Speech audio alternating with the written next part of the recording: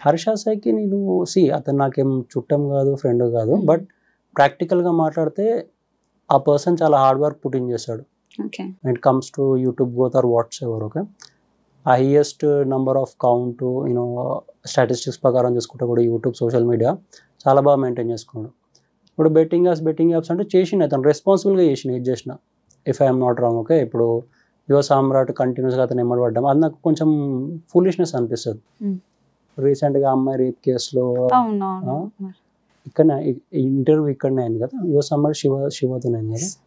So అక్కడ ఏమైందంటే call recording ఎట్లా చేస్తాడు, ఎంత క్రిమినల్ మైండెడ్ ఉంటే చేస్తాడు కాల్ రికార్డింగ్, అది ఎంత ఫూలిష్నెస్ అనిపించింది అంటే, ఇప్పుడు ఫర్ ఎగ్జాంపుల్ నేను మన రోడ్ మీద పోతున్నా, ట్రాఫిక్ పోలీస్ వచ్చిండు, మిర్రర్ దింపి మాట్లాడుతుంటే సడన్గా ర్యాష్ టోన్ మాట్లాడిండు. నువ్వు ర్యాష్ టోన్ ఎందుకు మాట్లాడుతున్నావు అనగానే అతను బాడీ క్యామ్ ఆన్ చేసిండు. పోలీస్ అతను బాడీ క్యామ్స్ ఉంటాయి ట్రాఫిక్ పోలీస్, అతను ఆన్ చేసిన, నేను కూడా నా సెల్ ఫోన్లో వీడియో ఆన్ చేసిన, మాట్లాడుకున్న మ్యాటర్ సెటిల్ అయింది. భయం ఉంటుంది, ఆపోజిట్ పర్సన్ ఏం మాట్లాడుతున్నా నేనేం మాట్లాడుతాను, భయంతో ఒకరొక మంచి మాట్లాడుకొని వెళ్ళిపోయినాం. ముందు జాగ్రత్త కదా ఓవర్ పర్సన్. ఇప్పుడు అది నార్మల్ పర్సన్, నార్మల్ చిన్న క్రియేటర్, నాకే ఇప్పుడు వాడు ఏమైనా ఎక్కువ ఆపోజిట్ పర్సన్ ఏమైనా ఎక్కువ మాట్లాడితే ఇది చేయాలి, మన దగ్గర ప్రూఫ్స్ పెట్టుకోవాలని నాకే ఉంటుంది మైండ్లో.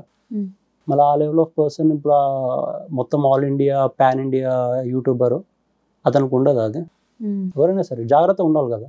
రికార్డింగ్ చేసుకున్న దాంట్లో ఇప్పుడు ఏంటంటే జస్ట్ ఈ ఒక్క పర్సన్ని బ్యాడ్ చేయాలి, పబ్లిక్ అర్థమైపోయింది ఆల్రెడీ, ఈ పర్సన్కి వేరే పని లేదు, ఇతనే టార్గెట్ చేయాలి, ఇతనే డిఫేమ్ చేయాలని చెప్పేసి.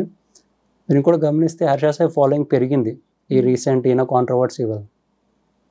డ్యామేజ్ ఓవర్ కాలేదాడ ఈయన ఏదంటే ఇప్పుడు ఈయన కూడా యువసమ్మ కూడా ఫాలోవర్స్ పెరిగింది 276 సంథింగ్. ఈయనకు వచ్చిన ఫాలోవర్స్ ఎవరు అంటే హర్ష సాయి హేటర్స్, రమాబాయికి వచ్చిన ఫాలోవర్స్ కూడా నా హేటర్స్. నేను చూసిన ఇంక రిప్లై ఇస్తున్నా కొద్దికి నాకు అర్థమైంది ఏంటంటే నాకు హేటెడ్ ఎక్కువ సోషల్ మీడియాలో. నాకు ఫాలోవర్స్ ఎంతమందో నా హేటెడ్ కూడా అంతే మంది. నా హేటర్స్ వానికి ఫాలో కొట్టి వాళ్ళని అంటుంటే నేను దాన్ని రియాక్ట్ అవుతుంటే వాళ్ళు హ్యాపీ అవుతున్నారు. ఇట్లా కాదు, వీడు కాదు మనకు టార్గెట్, మన హేటర్స్ నోరు మూపియాలని చెప్పేసి నేను వానికి రిప్లై ఇవ్వడం బంద్ చేసిన. వాడి అకౌంట్ డెడ్ అయిపోయింది ఆల్రెడీ. సో మీరు రిప్లై ఇవ్వడం మానేయడం వల్ల రమాబాయ్ గెలిచాడు? లేదు, నేను రియల్ వల్ల ఉంది, ఇంకా అయిపోయిందని సోషల్ మీడియాలో అయిపోయిందని అనుకుంటారు కానీ రియల్ వరల్డ్ ఉంది. ఇంకా రియల్ వరల్డ్ డ్రాగ్ చేసిన తర్వాత ఎవరెంత కొట్లాడతారు ఏం సంగతి తెలుస్తుంది.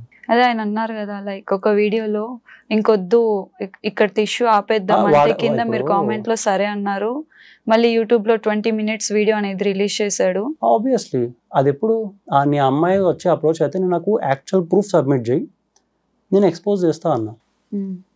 ఆ కామెంట్ నేను పెట్టిన తర్వాత తనకు యాక్చువల్ ప్రూఫ్ సబ్మిట్ చేసి ఇప్పుడు అమ్మాయికి హెల్ప్ చేస్తా అన్నా నేను, అందుకే వీడియో చేసి పెట్టా 20 minutes స్టార్ట్ నుంచి ఎండింగ్ వరకు. సో హర్ష సాయి గారిది తప్పు లేదంటారు?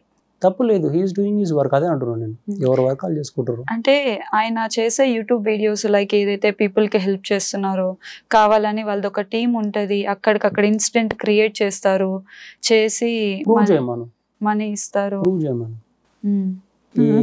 ఇప్పుడు ఏమనంటే స్వాగ్ ఫ్యాక్టర్ కిందకి వచ్చేసింది అది. ఇప్పుడు నేను బెట్టింగ్ ఇప్పుడు నా వల్లనే నేను మొన్న స్టార్ట్ చేసిన బెట్టింగ్, నాకంటే ముందు కొన్ని ఇయర్స్ నుంచి చేస్తున్నారు. సరే ఇప్పుడు నేను బెట్టింగ్ ఆపాలంటే నేను ఒకటే request, it's a part of my job, influencer job. అన్ని ఎట్లా ప్రమోట్ చేసి అట్లా ప్రమోట్ చేస్తున్నాం. నేను ఆపేదంటే ఎప్పుడైతే సొసైటీ మందు తాగడం ఆపేస్తుందో అప్పుడు నేను కూడా ఇది ఆపేస్తా అని నేను అంట. మందు తాగడం ఎప్పుడైతే ఆపుతుందో యూత్ అప్పుడు నేను కూడా బెట్టింగ్ ఆపేస్తా అంట. Right are wrong? నాకు అది నచ్చలేదు. ఇప్పుడు వేరే బెట్టింగ్ ప్రమోట్ చేయడము, నేను ప్రమోట్ చేయడం వేరే నచ్చలేదు. నాకు కూడా వేరే మందు తాగితే నాకు నచ్చదు. అంటే అన్లెస్ మీరు అది మానేసేవారు నేను ఇది మానేయ అంట. వినరు equalise. So betting apps promote చేస్తారు, బట్ అది మన ఇష్టం, it's a part of job. ఇప్పుడు బెట్టింగ్ యాప్స్ అనేది రాంగ్ అనిపిస్తే క్రికెట్ చూడడం బంద్ చేశారు. క్రికెట్ నడిచేది బెట్టింగ్ యాప్స్ మీద. డ్రీమ్ 11 ఏంది అది, క్రికెట్ బెట్టింగ్ యాప్. అది ప్రిడిక్షన్, ఏ టీం గెలుస్తుంది, ఏ ప్లేయర్ 6 కొడతాడు, ఏ బాల్ ఎప్పుడు ఏమవుతుంది, ప్రిడిక్షన్ గేమ్ అదంతా. అది బెట్టింగ్ కదా. బీసీసీఐ దాంతో కలిసి టైఅప్ చేసుకొని మరి registration fees 49 rupees. Just cricket అప్పుడు లక్షల కోట్లు ఎగురుతాయి. ఐపీఎల్ ప్రతి ఇయర్ వస్తుంది. ఐపీఎల్లో ఆన్లైన్ బెట్టింగ్ మాట పక్కకు పెడితే ఆఫ్లైన్ బెట్టింగ్ ఫోన్లలో రూకీస్తో మాట్లాడుకుంటారు కదా, అది మళ్ళీ వేరే లెవెల్. అది దాంట్లో ఇంకా హై లెవెల్ ఆఫ్ బెట్టింగ్ ఉంటుంది. ఆన్లైన్లో అయినా జస్ట్ 500,000తో జరిగిపోతారు. ఆఫ్లైన్లో మా ఫ్రెండ్స్ ఒక్కొక్కడు 15-20 లక్షలు పెడతారు వద్దురా అంటే. మళ్ళీ అది ఆపట్లేరు. ఆంధ్ర నడిచేది బెట్టింగ్ మీద ప్రతి ఇయర్. రాజమండ్రి అది కోడి పందాలు అవన్నీ ఆపలేము. ఇంకా కొన్ని down the line few years అయితే ఇండియానే లీగల్ చేస్తుంది బెట్టింగ్ని. 3-4 years డౌన్ ది లైన్ ఇండియానే లీగల్ చేస్తుంది. ఇప్పుడు అంత ఇల్లీగల్ అయితే గోవా, సిక్కిం, దమన్ ఈ 3 స్టేట్స్ లీగల్ బెట్టింగ్లో. మరి వాటికి ఎందుకు పర్మిషన్ ఇచ్చింది? ఇప్పుడు కేరళ ఉంది, కేరళలో కూడా మీరు పోయి అనండి ఇట్లా బెట్టింగ్ ఆడొద్దు అని చెప్పేసి కొడతారు అక్కడ నార్మల్ పబ్లిక్. లాటరీ సిస్టమ్ ఉంటుంది. లాటరీ సిస్టమ్ నార్మల్ చిన్న కిరాణా షాప్లో ఒక టేబుల్ పెట్టి టేబుల్ మీద 1 రూపీ నుంచి 1000 రూపీస్ టికెట్స్ ఉంటాయి. టికెట్స్ గీకి లాటరీ అన్ని ఇట్లా పిక్ చేయాలి. అది గేమ్ ఆఫ్ లక్. అది game of luck illegal India అయినా సరే నడుస్తుంది కేరళలో. మళ్ళీ ఓవర్ ఆపుతారు దాన్ని. కేరళ గవర్నమెంట్ కుల్ల సపోర్ట్ చేస్తుంది దానికి. వాటి మీద మాట్లాడారు. ఈ పెద్ద ఇష్యూస్ చాలా ఉన్నాయి వరల్డ్. ఉమెన్ హెరాస్మెంట్లు ఇవన్నీ చాలా పెద్ద ఉన్నాయి. రేప్ అటెంప్ట్స్, చైల్డ్ లేబర్, పెద్ద పెద్ద ఇష్యూస్ చాలా ఉన్నాయి. కరప్షన్స్. ఇప్పుడు పాకిస్తాన్లో హిందూస్ పరిస్థితి ఎందుకు ఎక్కడ చూసినా మన మీద అటాక్స్ అవుతున్నాయి. వీటి మీద మాట్లాడారు. పెద్ద థింగ్స్ చాలా ఉన్నాయి. బెట్టింగ్ ఏంది, ఒకడు దూల ఉంటే వాడు ఆడుకుంటాడు, లేకపోతే పైసలు పోతే వాడు అన్ని మూసుకొని కూర్చుంటాడు. సో ఇక్కడ బెట్టింగ్ యాప్స్ చాలా మంది చేస్తున్నారు. బట్ అక్షయ్ గారు అండ్ హర్ష సాయి గారు మాత్రమే హైలైట్ అయ్యారు. అదే కదా నేను అదే అంటున్నా. ఇప్పుడు నేను స్టార్ట్ చేసి ఎంత 3-4 months అవుతుంది బెట్టింగ్ స్టార్ట్. 4 months నా మీద ఎందుకు అంతగానము ఆలోచించాలి. బెట్టింగ్ మీద మొత్తం ఇన్ఫర్మేషన్ కలెక్ట్ చేసి నేనే. వాడు నా దగ్గర starting June 1st something approach అయ్యాడు. అదన్నా ఇదన్నా అని చెప్పి. ఈ ఇయరేనా? ఈ ఇయర్ జూన్లో అప్రోచ్ అయినప్పుడు ఆయనకి ఇన్ఫర్మేషన్ పాస్ చేసాను. స్టార్టింగ్ ఇప్పుడు యాజ్ ఎ బిగ్ ఇన్ఫ్లుయెన్సర్ ఉన్న చిన్నోళ్ళు హెల్ప్ అడిగితే వాడికి అది కూడా అడగాల్సిందే. స్టార్టింగ్లో అదన్నా ఇదన్నా అని చెప్పి హెల్ప్ అడిగిండు. ఆ కాల్ రికార్డ్ కూడా పెట్టాల్సింది. వాడు హెల్ప్ చేయన్నా, సపోర్ట్ చేయన్నా, పేజ్ అదే అంటే ఐ వాజ్ లైక్ చూద్దాంలే తర్వాత అని.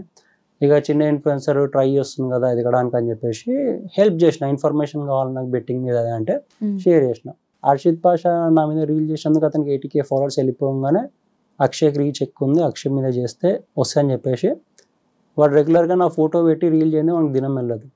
కానీ వాని అకౌంట్ చూసుకున్న, వాని మాటలు చూసుకున్న పబ్లిక్ వానికి సపోర్ట్ చేయడం బంద్ చేశారు.